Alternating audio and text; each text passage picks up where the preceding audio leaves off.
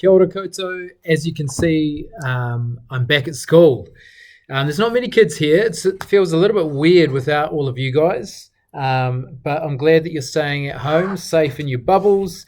That's really good news, and hopefully we'll be back at school in level 2 soon. We're up to chapter number 12 today of The Giver. There's your little picture, a picture of the giver giving memories to Jonas. And let's see what happens in chapter 12. All right. You slept soundly, Jonas? His mother asked at the morning meal. No dreams?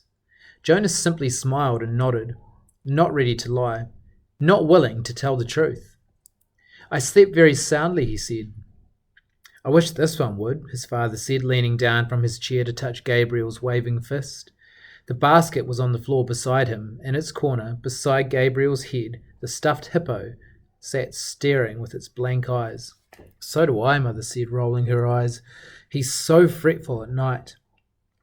Jonas had not heard the new child during the night, because, as always, he had slept soundly.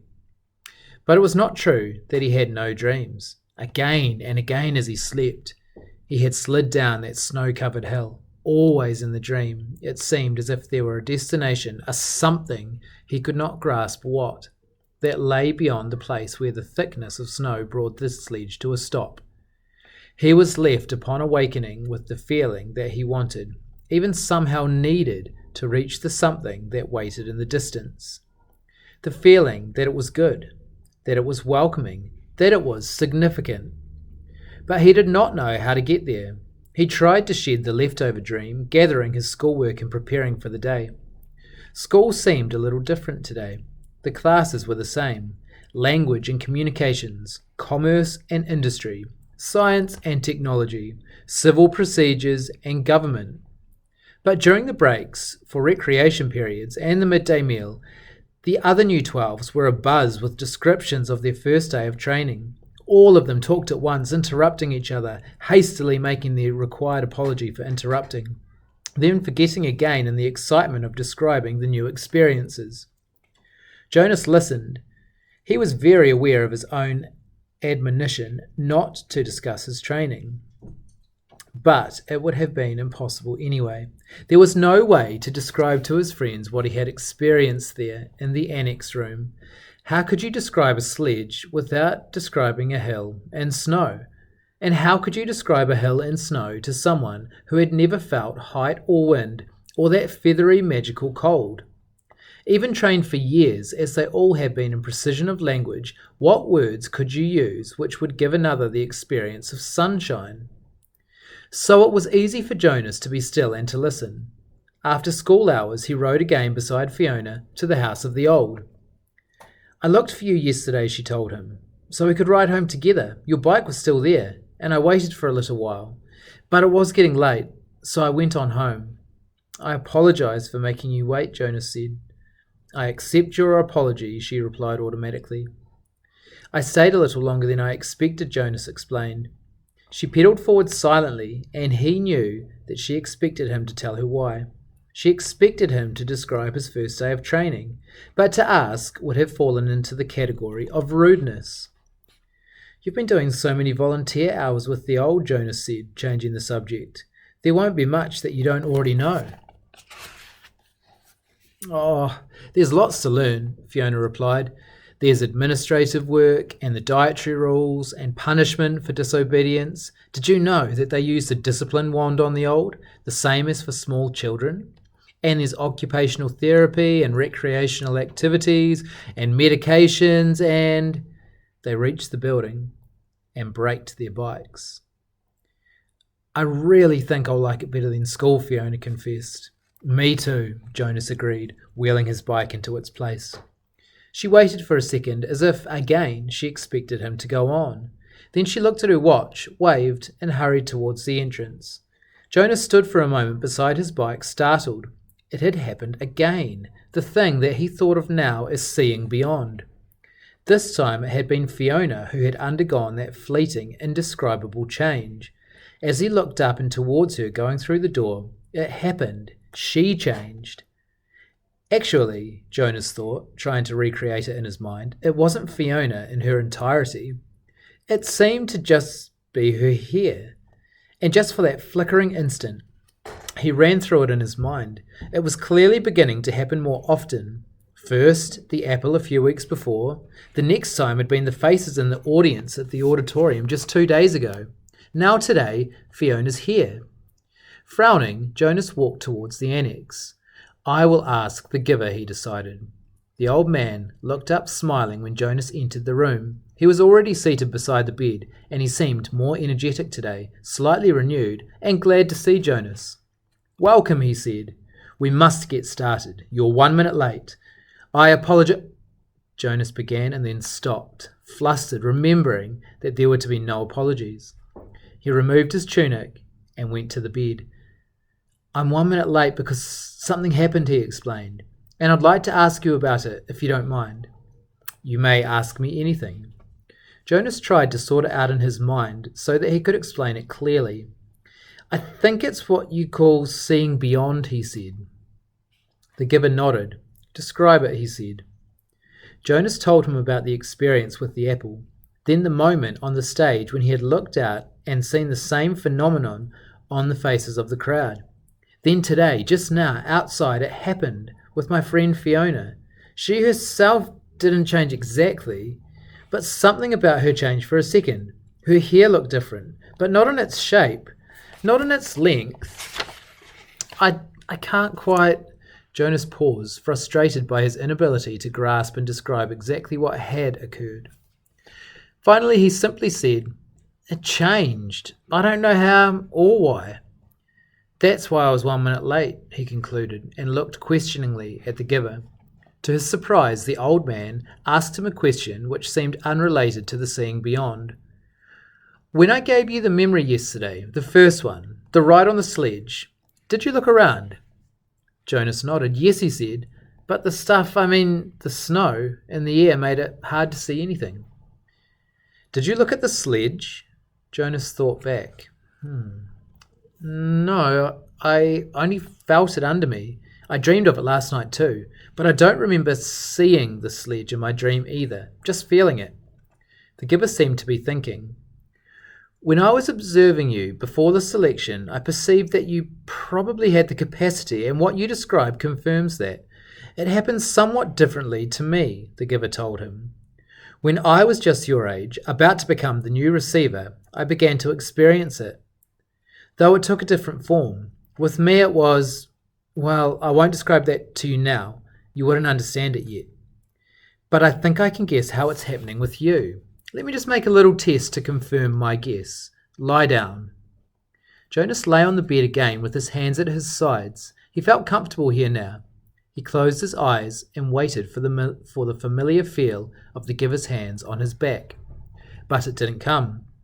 Instead, the giver instructed him, call back the memory of the ride on the sledge. Just the beginning of it, where you're at the top of the hill before the slide starts. And this time, look down at the sledge. Jonas was puzzled. He opened his eyes. Excuse me, he asked politely, but you have to give me the memory? It's your memory now. It's not mine to experience any longer. I gave it away. But how can I call it back? You can remember last year, or the year that you were a 7 or a 5, can't you? Of course. It's much the same. Everyone in the community has one generation memories like those, but now you will be able to go back farther. Try, just concentrate. Jonas closed his eyes again. He took a deep breath and sought the sledge and the hill and the snow in his consciousness. There they were, with no effort. He was again sitting in that whirling world of snowflakes atop the hill. Jonas grinned with delight and blew out his own steamy breath into view. Then, as he had been instructed, he looked down. He saw his own hands, furred again with snow, holding the rope. He saw his legs and moved them aside for a glimpse of the sledge beneath. Dumbfounded, he stared at it. This time it was not a fleeting impression. This time the sledge had, and continued to have, as he blinked and stared at it again. That same mysterious quality that the apple had had so briefly. And Fiona's here. The sledge didn't change. It simply was, whatever the thing was. Jonas opened his eyes and was still on the bed. The giver was watching him curiously. Yes, Jonas said slowly. I saw it in the sledge. Let me try one more thing. Look over there, to the bookcase. Do you see the very top row of books, the one behind the table on the top shelf? Jonas sought them with his eyes. He stared at them, and they changed. But the change was fleeting. It slipped away the next instant. It happened, Jonas said. It happened to the books, but it went away again. I'm right then, the giver said. You're beginning to see the colour red. The what? The giver sighed. How to explain this? Once, back in the time of the memories, everything had a shape and size, the way things still do, but they also had a quality called colour. There were a lot of colours, and one of them was called red. That's the one you are starting to see. Your friend Fiona has red hair, quite distinctive actually. I've noticed it before. When you mentioned Fiona's hair, it was the clue that told me you were probably beginning to see the colour red. And the faces of people, the ones I saw at the ceremony? The giver shook his head. No, flesh isn't red, but it has red tones in it. There was a time, actually, you'll see it. You'll see this in the memories later, when flesh was many different colours. That was before we went to sameness. Today flesh is all the same, and what you saw was the red tones. Probably when you saw the faces take on colour, it wasn't as deep or vibrant as the apple or your friend's hair. The giver chuckled suddenly. We've never completely mastered sameness. I suppose the genetic scientists are still hard at work trying to work out the kinks. Hair like Fiona's must drive them crazy. Jonas listened, trying hard to comprehend. And the sledge, he said, it had that same thing, the colour red. But it didn't change. Giver, it was just us. It just was. Because it's a memory from time when colour was. It was so... I wish language were more precise. The red was so beautiful.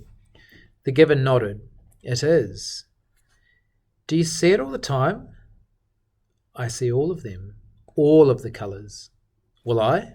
Of course. When you receive the memories, you have the capacity to see beyond. You'll gain wisdom then, along with colours, and lots more. Jonas wasn't interested just then in wisdom. It was the colours that fascinated him. Why can't everyone see them? Why did colours disappear? The giver shrugged. Our people made that choice, the choice to go to sameness. Before my time, before the previous time, back and back and back. We relinquished colour when we relinquished sunshine, and did away with differences. He thought for a moment. We gained control of many things, but we had to let go of others. We shouldn't have, Jonas said fiercely. The giver looked startled at the certainty of Jonas's reaction. Then he smiled wryly. You've come very quickly to that conclusion, he said. It took me many years. Maybe your wisdom will come much more quickly than mine. He glanced at the wall clock. Lie back down now. We have so much to do. Giver, Jonas asked as he arranged himself again on the bed. How did it happen to you when you were becoming the receiver? You said that the seeing beyond happened to you, but not in the same way. The hands came back to his back. Another day, the giver said gently. I'll tell you another day. Now, we must work. And I've thought of a way to help you with the concept of colour. Close your eyes and be still now. I'm going to give you a memory of a rainbow. And that's the end of chapter number 12. So pretty interesting stuff, this whole business of sameness. What I want you to do is just to imagine a world where everything's the same, where there's no colour and there's no things like snow and sleds and all of those amazing things that we have in our world. Think about what it would be like to live in a world like that. Think about what would be the positive things if the world was all the same, and what would be the things that wouldn't be so good.